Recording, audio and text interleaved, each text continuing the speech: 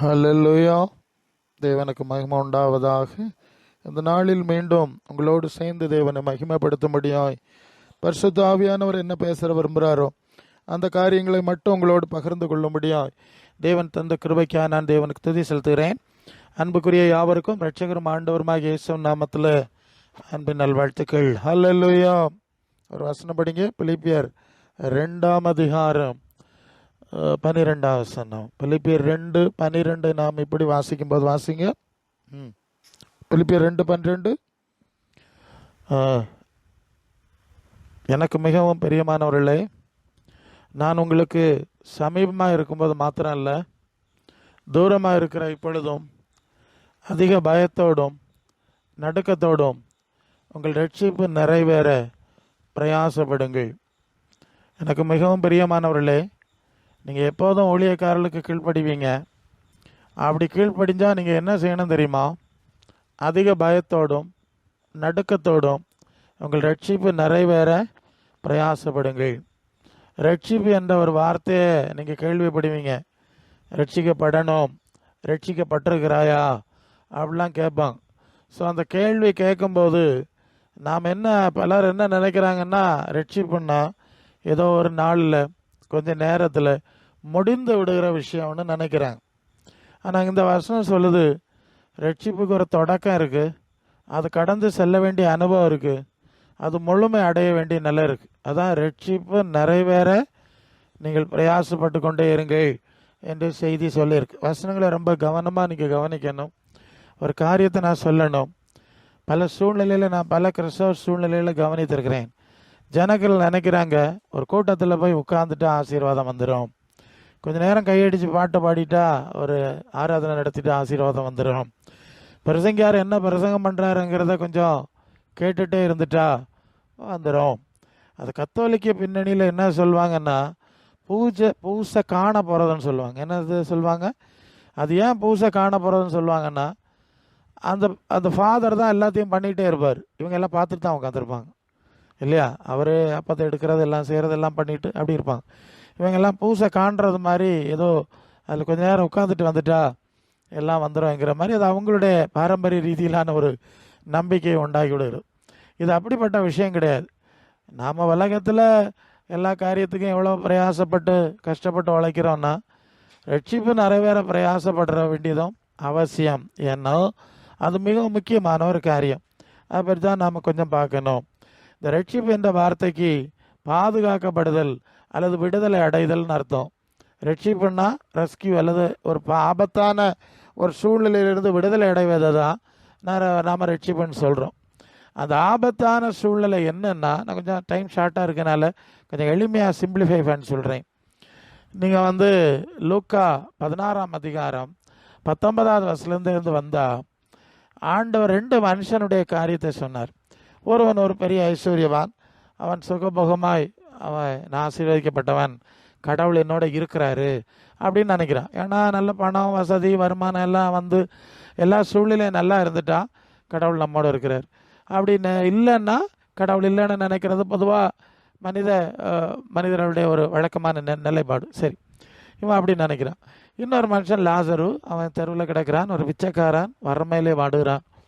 அவனை பற்றி நேர தலைகளாக தான் நினச்சிருப்பாங்க. ஏன்னா அந்த காலத்தில் அது உபாகம 28 முதல் 14 வசனத்தில் வருவான், கடவுளுக்கு பிரியமாக இருந்தால் அவனுக்கு பணம் கொடுப்பார், அவனை பூமியின் உயர்ந்த நிலையில் வைப்பார் என்கிற மாதிரி ஒரு கான்செப்ட் இருக்கிறதுனால, அப்போ அந்த ஐஸ்வர்யவான் கடவுளோடு இருந்தது போலவும் அவன் லாசரு பாவியாக இருந்தது போலவும் ஒரு தோற்றம் அந்த இடத்துல தெரியுது. இப்போ என்ன புரியணும்னா, இந்த 2 பேரும் மரித்தார்கள், மரணத்தோட முடியலை.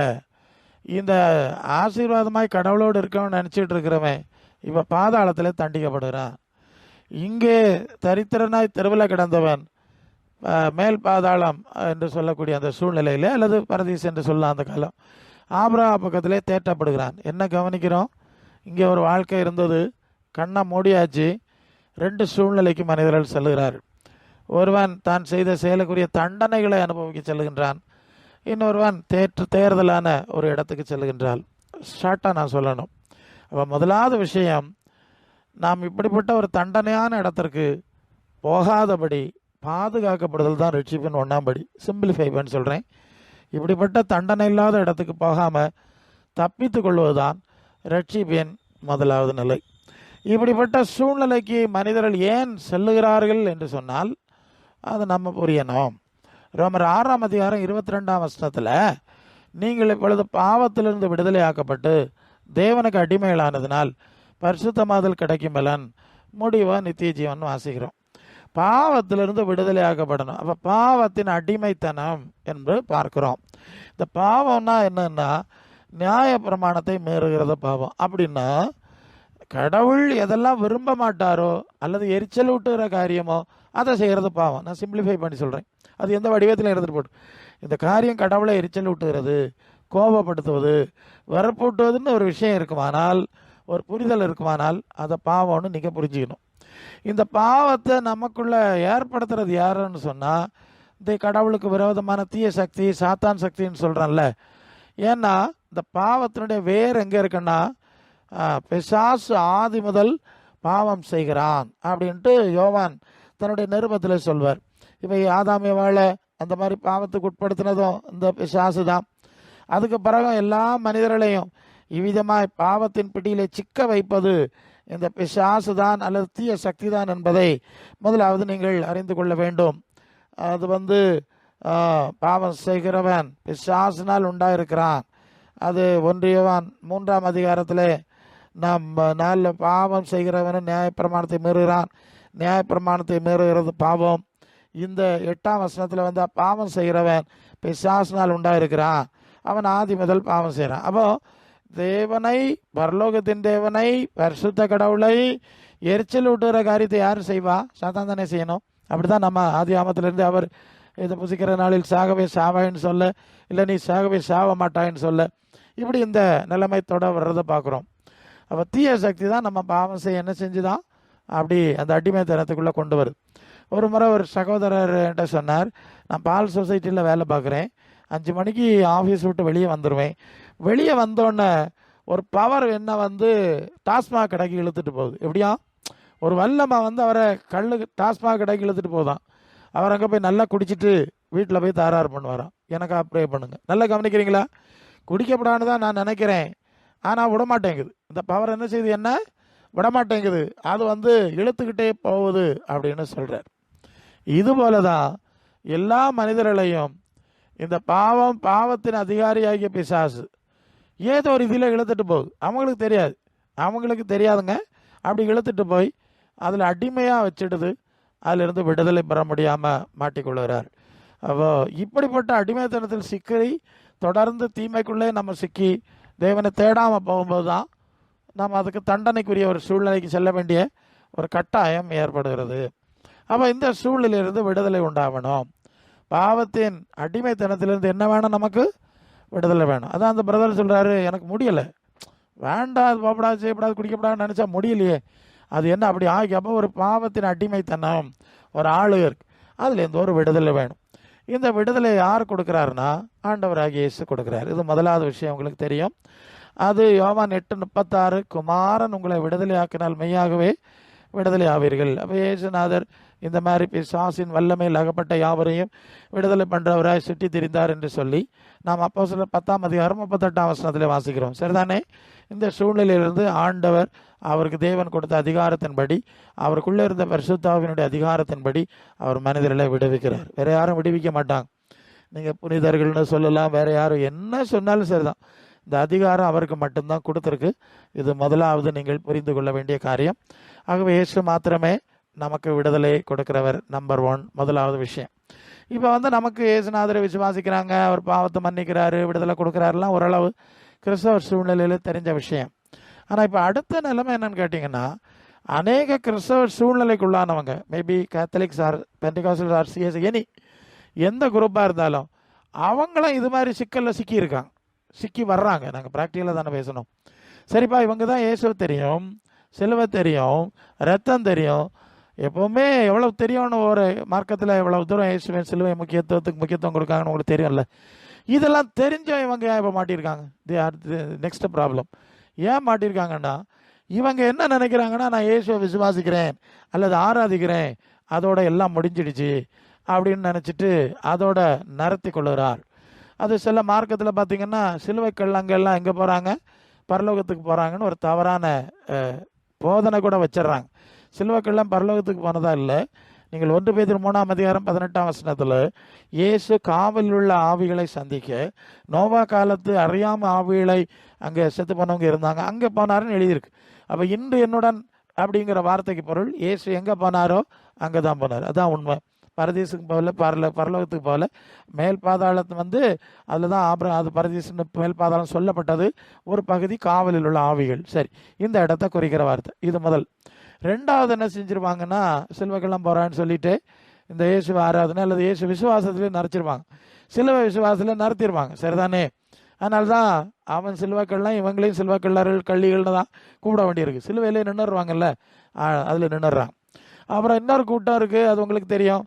பாவிலா எங்களுக்காக இப்பொழுதும் மரண நேரத்திலும் வேண்டிக் கொள்ளும். நாங்கள் பாவிதான்னு சொல்லிட்டாங்க. பாவி தான், எங்கள் அப்பா வேண்டிக் கொள்ளுங்க, ஐயா வேண்டிக் கொள்ளுங்கன்னு ஒரு பெரிய நம்பிக்கை வச்சுருக்கிறாங்க. உண்மை என்னன்னு கேட்டால், பரலோக ராஜ்யம் பாவிகளுக்கு ராஜ்யம் கிடையாது. அது நீதிமான்களுடைய ராஜ்யம், பரிசுத்தவானுடைய ராஜ்யம். அப்போ இதுவும் தப்பு, போய். இன்னும் சொன்னால், இவர் விண்ணக வாழ்வின் 3ஆம் ஆண்டு 14ஆம் நாள்லாம் ஒட்டிடுறாங்க. இவர் சொர்க்கத்துக்கு போனது மாதிரி இவங்க உலகத்தை ஏமாத்துறாங்க. அதுக்கு வாய்ப்பு இல்லைல்ல, அதுக்கு அவன் சொல்லலைல்ல, ஏசுனாவை தவிர யாரும் விண்ணகத்துக்கு போகல. அது இன்னொரு பக்கம். ஸோ இந்த மோசடிகளை சிக்கி அந்த டைப்பில் வந்தவங்க இந்த சிலுவைக்கல்ல, சிலுவை ஆராதனை, இயேசு விசுவாசம் இதில் தான் நின்றுக்கிறாங்க.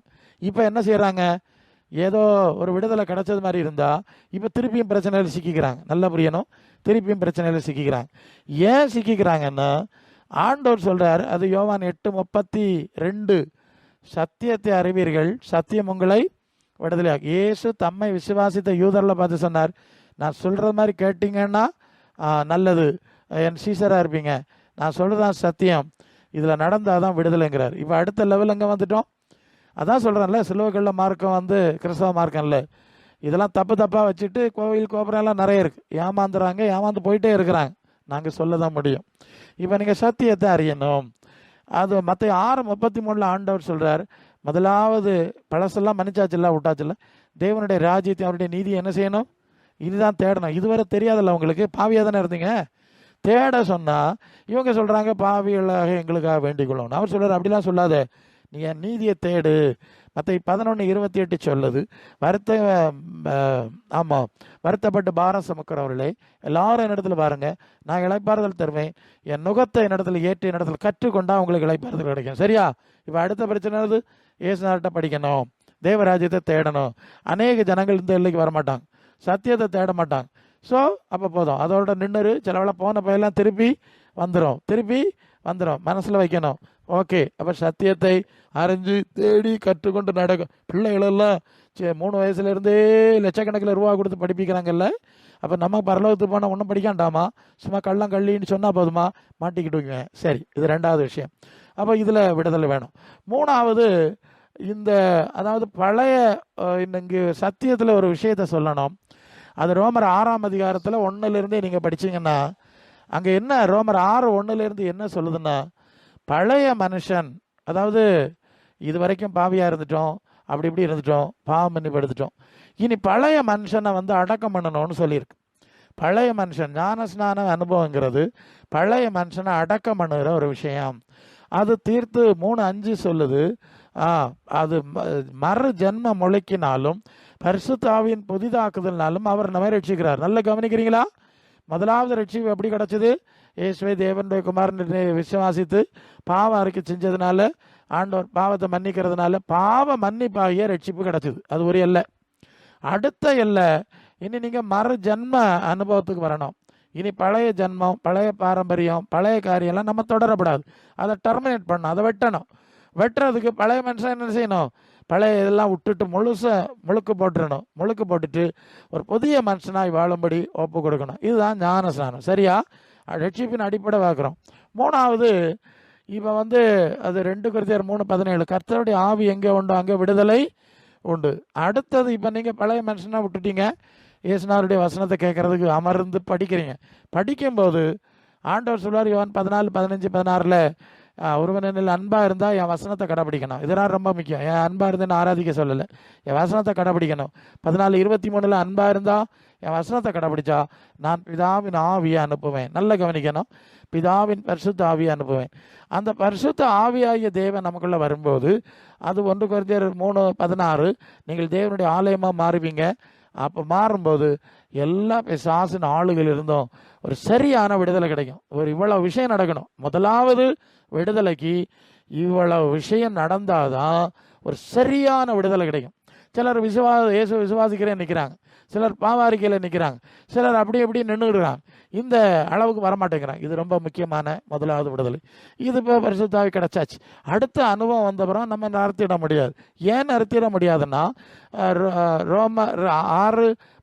எபேசியர் 6:12, மாம்சத்தோடு இரத்தத்தோடும் அல்ல, அதிகாரங்கள் துரைத்தனங்கள் வான மண்டலங்களில் பொல்லாத ஆவியின் செயல்கள் இன்னும் போராட்டம் இருக்கு. அது நம்ம வந்துட்டோம், வெளியே வந்தாலும் இந்த உலகத்தில் தான் இருக்கிறோம். இந்த ஆவியெல்லாம் மீண்டும் மீண்டும் வம்பு சண்டைக்கு வருது. ஏதாவது பிரச்சனை உண்டாக்கலாமா, ஏதாவது வழியில் ஒரு வேளை நேரடியாக பண்ண முடியாட்டாலும் ப்ராப்ளம் உண்டாக்கக்கூடிய போராட்டம். இது விசுவாசிகளுக்கு ஒரு போராட்டம் இருக்கிறது என்பதை இங்கே நீங்கள் புரிந்து கொள்ளணும். அப்போ இதுக்கு தேவனுடைய சர்வ ஆயுத வர்க்கத்தை தரித்து கொள்ளணும். ஒரு பட்டியல் இருக்குது. கர்த்தரிலும் அவருடைய சத்துவத்தின் வல்லமையிலும் பலப்படுங்கள்னு சொல்ல விஷயங்களும் அந்த இடத்துல இருக்குது. ஸோ இதெல்லாம் கொஞ்சம் டீட்டெயிலாக பேசணும், இப்போ நம்ம பேச முடியாது. ஸோ இதுக்கு என்னன்னா, உங்களுக்கு ஒரு உணர்வு வேணும். அதுக்கு தான் நான் சொல்கிறேன். சும்மா சில்வக்கல்லாம் சொல்லிட்டு நிற்க முடியாது. நான் எடுத்துட்டேன் அப்படிலாம் சொல்லிட்டு நிற்க முடியாது. அடுத்த எல்லைக்கு நீங்கள் பிரயாசப்படணும். இந்த பிரயாசம் எப்போ முடியுதுன்னா, கலாத்தியர் 1:4 சொல்லுது, இந்த பொல்லாத பிரபஞ்சத்திலிருந்து நம்மை விடுவிக்கும்படி தம்முடைய குமாரனை ஒப்பு கொடுத்தார், அவருடைய சித்தத்தினாலே இவர் தம்மை ஒப்பு கொடுத்தார். இந்த பொல்லாத பிரபஞ்சத்திலிருந்து விடுதலை வரணும். அதாவது இந்த உலகம் முழுதான் இப்போ பிசாசுக்குள்ளே இருக்குது, சாத்தானுக்குள்ளே இருக்குது. அந்த ஆளுகையிலிருந்து ஒரு முழு விடுதலை வேணும்னா ஒரு வேறுபாடுன்னு சொல்கிறோம். அதை யோவான் 15:19, நீங்கள் உலகத்தாராக இருந்த உலகம் தன்னை சிநேகித்திருக்கும், நீங்கள் உலகத்தாராக இராதபடினாலும் உலகத்திலிருந்து தெரிந்து கொண்டபடினாலும் உலகம் பாய்க்கிறது. இந்த வார்த்தையை நல்லா பிடிச்சிருங்க, ரொம்ப கவனமாக இருக்கணும். உலகம் தேவ சாபத்தில் இருக்குது, பாவத்தில் இருக்குது, சாத்தானுடைய ஆளுகை இருக்குது. இதில் இருந்து ஒரு விடுதலையை தேவன் கொடுக்க, உலகத்திலிருந்து ஒரு விடுதலை. அது யோவான் 17:6 சொல்லுகிறது, நீர் உலகத்தை தெரிந்தெடுத்து எனக்கு தந்தவர்களுக்கு உடைய நாமத்தை அறிவித்தேன். 9 சொல்லுகிறது, நான் உலகத்துக்காக வேண்டிக் கொள்ளாமல் நீர் எனக்கு தந்தவர்களுக்காக வேண்டிக் கொள்கிறேன். இந்த வார்த்தை ரொம்ப முக்கியம். இப்போ புரியுதா? நீங்கள் இயேசுவை விசுவாசிக்கலாம், நீங்கள் ஆராதிக்கலாம், எல்லாம் செஞ்சாலும் உலகத்திலிருந்து வேறுபடலைன்னா, அந்த விரும்பலைன்னா, அந்த அவரை கூப்பிடும்போது நீங்கள் வரலன்னா உங்களுக்கு ஆண்டவர் செயல்பட மாட்டார். இந்த வசனம் தான் 9. நான் உலகத்துக்காக வேண்டிக் கொள்ளாமல் நீர் உலகத்திலிருந்து தெரிந்து பிரித்தெடுத்து தந்தவர்களுக்கு வேண்டிக் கொள்கிறேன். அப்போ இந்த வேறுபாடு அனுபவம் இருக்க, மாறுபாடான சந்ததியை விட்டு விலகி ரட்சித்துக் கொள்ளுங்கள், கோணலும் மாறுபாடான சந்ததி நடுவிலே நீங்கள் குற்றமற்றவர்களார். இந்த வசனம் எல்லாருக்கும் இதை புரிஞ்சிருக்கு. ஸோ இந்த அனுபவம் எல்லாம் வருதான்னு நீங்கள் பார்க்கணும். உங்களுக்குள்ள எவ்வளோ வருது, அது நீங்கள் பிரயாசப்படனால நாங்கள் சொல்ல தானே முடியும். இப்படி கடந்து வருகிறோம். கடைசியாக ஒரு விஷயத்தை பார்க்கணுமா, அது 2 தெசலோனிக்கர் 2:14, நம்முடைய கர்த்தராகிய இயேசு கிறிஸ்துவின் மகிமை அடையும் பொருட்டாக இந்த சுவிசேஷத்தினாலே அந்த ரட்சிப்புக்கு உங்களை அழைச்சார். எல்லாமே ரட்சிப்பு தான் வார்த்தை, இங்கே வர போகணும். அதாவது அது கலாத்தியர் 6:19, கிறிஸ்து உங்களில் உருவாகணும், கிறிஸ்துவின் சிந்தை உங்களுக்குள்ள உருவாகணும். பிலிப்பியர் 2:5, எபேசியர் 4:11, கிறிஸ்துவின் நிறைவான அனுபவத்துக்கு பூரணம் அடையணும். அது வர ரட்சிப்பு இருக்கு. எங்கே ஆரம்பித்தோம்? பாவிங்கிற நிலையில் பாவத்தின் அடிமைத்தனத்தில் ஆரம்பித்தோம். அங்கேருந்து பாவ மன்னிப்பு அடுத்த லெவலுக்கு வந்தோம். அடுத்தது பழைய விஷயங்களெல்லாம் விட்டு அடக்கம் பண்ணி நான் புது மனுஷனாக வாழ்வேன்னு ஆண்டவருடைய பாதத்தில் உட்கார்ந்து கற்றுக்கொள்கிற அனுபவத்தை அடுத்தது பார்த்தோம். தூய ஆவி தேவன் நிறைச்சதுனால ஒரு பூரணமான ஒரு முழு மேலான விடுதலை கிடச்சி நாம் இப்போ தேவ ஆவிக்கேற்ப, ரோமர் 11:8-14, இவர்கள் தேவனுடைய ஆவினால் நடத்தப்படுறார்களோ அவங்க தான் தேவ பிள்ளைகளுக்கிற எல்லைக்கு வர்றோம். எத்தனை ஸ்டேஜஸ் இருக்கு பாருங்க. அதுக்கு அடுத்தது இந்த பிரபஞ்சத்திலிருந்து நம்முடைய மனசு எல்லாம் முழுசா விடுதலை அடைந்து ஒரு நாள், அது வெளிப்படுத்தல் 14:13 சொல்லுது, கர்த்தருக்குள் மரிக்கிறவர்கள் பாக்கியவான்கள் என்று எழுது, அவர்கள் தங்கள் பிரயாசத்தை விட்டு முழுமையாக இழைப்பார்கள், அவருடைய கிரியைகள் அவருடைய நேப்பம். இவ்வளவு ப்ராசஸ் நடக்கிறதுக்கு தான் சபையை வச்சிருக்கு, அப்போஸ்தலர் மேய்ப்பர் ஊழியக்காரெலாம் வச்சிருக்கு. இதெல்லாம் பேசி சொல்லி இதெல்லாம் எழுதி கொடுத்துருக்கு. இதெல்லாம் எவ்வளோ செய்கிறீங்க நீங்கள் தெரில. நீங்கள் போகிறதுலையும் நோய் போகிறதுலையும் வேலை கிடைக்கணும், இந்த மாதிரி பல காரியங்கள் இருக்குல்ல, இதுக்கு மட்டும் நீங்கள் ஓடிட்டு நடந்தீங்கன்னா இந்த விடுதலை எல்லாம் கிடைக்காது. அது இப்படி சுற்றிக்கிட்டே பல ரீதியில் மாறி மாறி நீங்கள் நினைக்கிற அளவுக்கு உங்களால் முன்னால் போக முடியாது. இது உங்களுடைய அர்ப்பணத்தை பொறுத்தது, நல்ல மனசிலாக்கணும். நான் இங்கே சொல்ல வேண்டிய விஷயம், நீங்கள் உங்களை சுற்றி நிறைய பேரை பார்ப்பீங்க. ஜனங்களுக்கு பிரச்சனை என்னென்னு நாங்கள் சொல்கிறோம். இந்த பிரசங்கியார் நெகமையா பிரசங்கியார் தான் இப்படி சொல்லிட்டே கிடக்காரு. எவ்வளவோ கோடி ஆளுவா, அப்படி வாழுவாவ, இப்படி வாழவ, இப்படி இருப்பாவ. ஏன் நான் அப்படி போனால் என்ன? போகலாம், நீங்கள் போகலாம், தாராளம் போகலாம். ஆனால் அவங்களுக்கு சம்பவிக்கிறது தான் உங்களுக்கு சம்பவிக்கும். எதிர்பாராத காரியங்கள் சம்பவிக்கும். ஆமாம், பிறகு இல்லை ஏசப்பா இருக்கிற இடத்துக்கு வர முடியலைன்னா முடியாதுதான்ல. உலகத்தில் இருக்கும்போது நீங்கள் அதை செய்யலைல்ல. நீங்கள் எல்லாரும் அப்படி இருக்கிறாங்கன்னு சொன்னீங்க, போயிடுறாங்கன்னு தப்பாக நினச்சிங்க. எல்லாம் முன்கூட்டியே சொல்லிட்டோம், அப்படிலாம் போக முடியாது. அது ஒரு தனியான விஷயம். அவர் ரட்சிப்பு நிறைவேற பிரயாசப்படுங்கள் என்ற வார்த்தையை நீங்கள் மனசில் பிடிச்சிட்டு அநேக காரியமே பிரயாசத்தை முடிச்சிருவோம். அநேக காரியத்துக்கு பிரயாசப்படுறீங்க. நீங்கள் இப்போ சொல்லணும், எதுக்கு பிரயாசப்படுறீங்க? சாவாமல் இருக்கலான்னு பிரயாசப்படுறீங்களா? சோக்கடு வரப்படான்னு பிரயாசப்படுறீங்களா? இல்லை ஒரு சாவில்லாத ராஜ்யத்துக்கு, ஆண்டவர் இருக்க இடத்துக்கு, தான் கர்த்தரா இயேசு கிறிஸ்துவின் மகிமை அடையும் பொருட்டாகன்னு சொன்னோமே, எப்படி பிரயாசப்படுறேன்னு நீங்கள் கொஞ்சம் யோசிச்சுக்கிட்டனா. நீங்கள் யோசிச்சா உங்கள் இருதயத்தை பாருங்க. ஏன்னா உங்கள் இருதயம் தேவனுக்கு தெரியும்ல. நீங்கள் எங்கள்கிட்ட எதையும் சொல்லிடலாம், பார்க்குற தேவன் தான் உங்கள் வாழ்க்கையில், உங்கள் குடும்பத்தில் ஏற்ற பரிகாரங்களை செய்து உங்களை முற்றிலுமாய் பரலோகத்தின் மகிமை வரை வழி நடத்த முடியும் என்பதை புரிந்து கொள்ளுங்க. இந்த வார்த்தையினால் கர்த்தர் உங்களை ஆசீர்வதிப்பாராக. ஆமென்.